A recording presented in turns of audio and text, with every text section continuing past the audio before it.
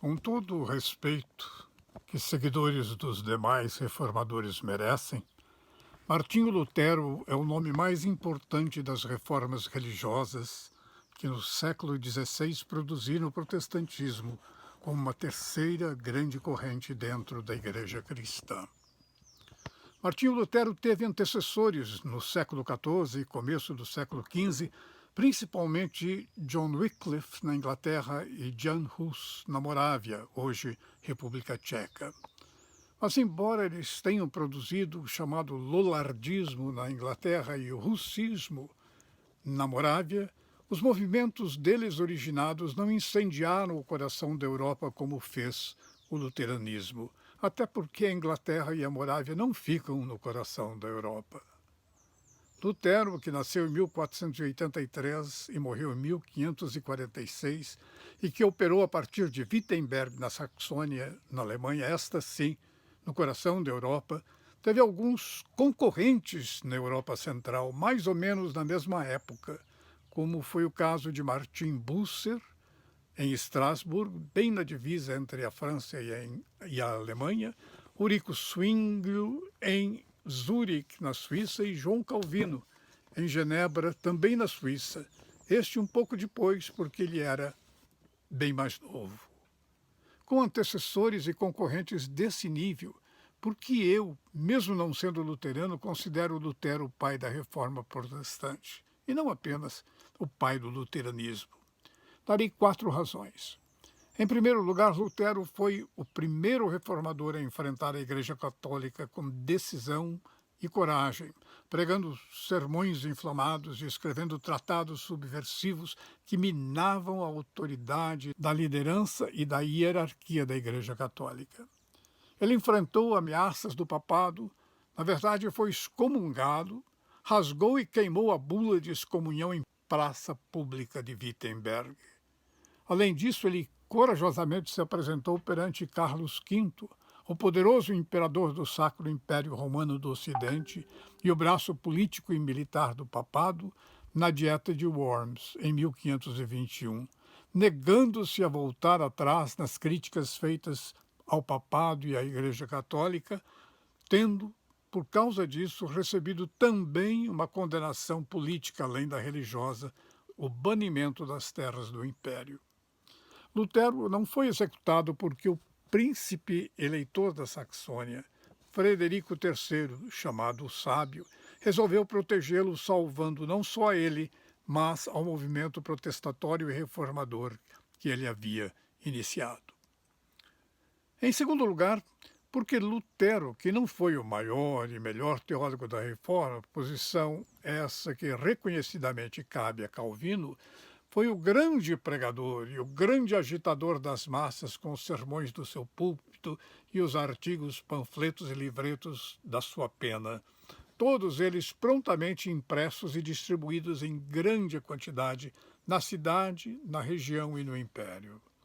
Lutero foi a primeira pessoa no mundo a fazer uso generalizado e eficiente do sistema de impressão gráfica inventado por Gutenberg cerca de 60 a 70 anos antes. Lutero era uma verdadeira máquina de produzir textos, e ele fez uso eficaz e eficiente da língua do povo, no caso o alemão, não do latim, que lhe permitiria falar apenas para teólogos e outros intelectuais. Sabedor da necessidade de contato com o povo, Lutero traduziu a Bíblia para o alemão, numa belíssima tradução usada até hoje. Lutero se tornou com essa tradução o Shakespeare do alemão, 100 anos antes do escritor inglês. E fez mais, criou escolas ao lado das igrejas luteranas, para que todo adepto da reforma proposta pudesse ler a Bíblia e os seus escritos de Lutero e conferir quem estava certo, se o Papa, os cardeais, os bispos e os padres, ou se ele, Lutero.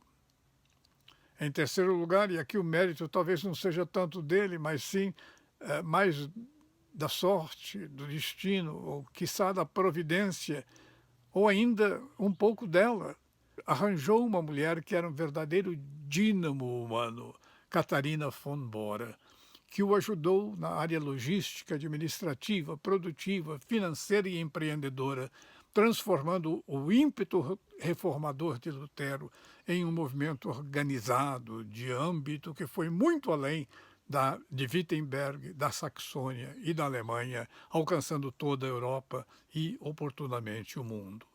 E ele fez isso bem antes do tempo em que o jovem Calvino, em 1536, então com apenas 27 anos, produziu sua primeira versão das Institutas, lastimavelmente em latim, pensando em teólogos e não no povo. Em quarto lugar, Lutero foi capaz de centrar suas energias em algumas teses bíblicas e teológicas que vieram a formar o alicerce da teologia reformada. Elas são, em minha opinião, três. Primeira, a tese de que apenas a Bíblia tem autoridade para os cristãos. Sola Scriptura. A Igreja Católica, com seus padres, bispos, cardeais e o seu Papa, e com seu apego à tradição criada basicamente pelos concílios e pelos pais da Igreja, mas às vezes também inventada, erra quando se aventura a ir contra o mesmo além das Escrituras Sagradas. Segunda, a tese de que cada cristão tem a capacidade, o direito e, além disso, o dever de interpretar a Bíblia por si próprio, não dependendo de teólogos, padres e pastores. Tese que talvez tenha sido a ideia mais subversiva daquela época, cujas consequências nem o próprio Lutero conseguiu suportar um pouco mais tarde. Ela continua sendo uma ideia subversiva hoje.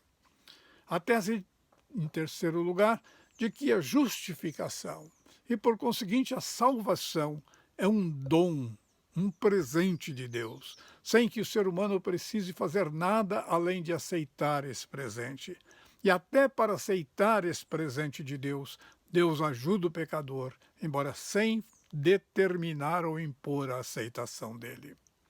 Essa tese, a da justificação pela graça, mediante a aceitação dessa graça pela fé, sem necessidade de sacrifícios, de jejuns, de penitências, de flagelações, de peregrinações, etc., talvez represente a matriz teológica mais significativa da Reforma Protestante.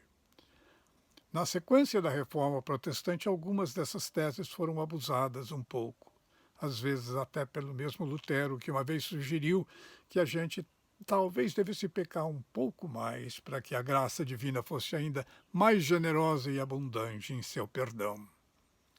Mas esses abusos não tiram o mérito e o direito de Lutero ser considerado até hoje o pai da Reforma Protestante e, por conseguinte, o pai do protestantismo.